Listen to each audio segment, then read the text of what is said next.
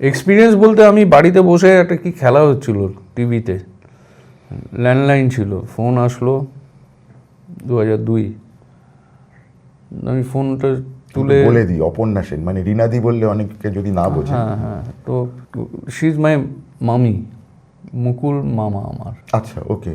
আচ্ছা, কঙ্কনা আমার বোন সেভাবে।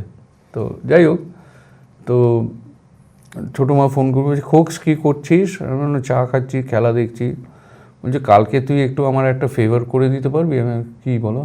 আমি আর কি মনে হয় তোমার জন্য আমার জান হাজির আছে এইসব।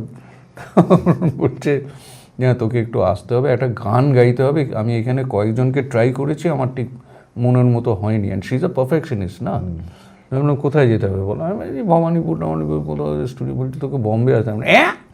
বম্বে? আমি বম্বে গিয়ে গান গাইবো? এটা তো ভাবিনি কোনো দিন।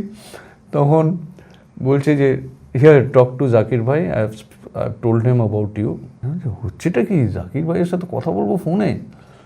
बोले हाँ मैंने आपके बहुत तारीफ सुना, why don't you come tomorrow, you know we will do the recording in the night and ये सब।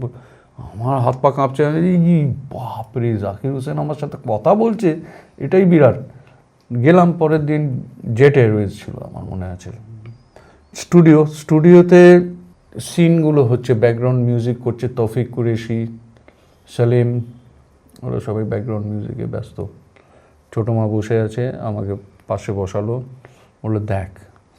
তারপরে ওই গাইড ভয়েসটা করে রেখেছিল জাকির ভাই, যেটা আমার গাইবার কথা।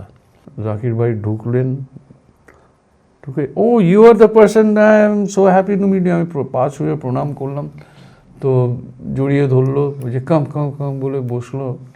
দিয়ে আমি ওনাকে দেখবো না টিভির মনিটরটা দেখবো বুঝতে পারছি না, মানে হি সিটিং নেক্সট টু মি, মানে আমার কাছে বিরাট ব্যাপার।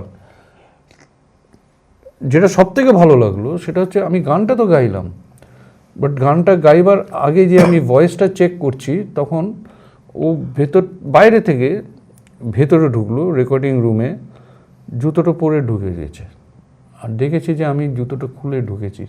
বলছে ও আই এম সরি বলে আবার নিজে বেরিয়ে গিয়ে নিজের নাগরাটা খুলে আবার আসলো, বললো this is the culture of Bengal, we should maintain this, studio floor পে নঙ্গা पैर আনা চাইয়ে। এই যে মানে অত বড় একজন ওইটা দেখে এরকম বলছে, আমি তো মনে মনে ভাবছি হে ভগবান, ওনার জুতো আর আমার জুতোর ছবি একসাথে নেওয়া উচিত।